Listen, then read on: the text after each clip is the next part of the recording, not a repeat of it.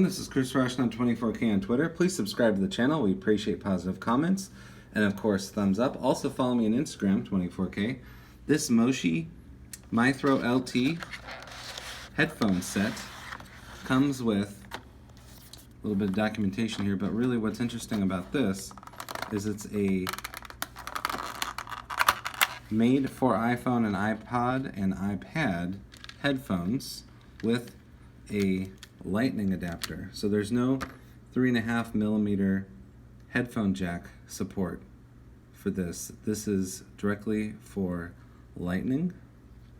And because of that, because it's digital, it comes with a built-in DAC, 24-bit, 48 kilohertz. And the two headphone pieces here have outer metal coating. You can see around the outside. This part's plastic right here, but this is a metal outer coating right there. And then obviously this is metal right here for the Lightning, and then this is metal as well. Comes with a nice Velcro catch for your cording. So if you're still into a corded headset and you need one for your iPhone, iPad, or iPod, try this one out. This is a premium headset from Moshi, and you've got your control buttons here. There's 3 buttons.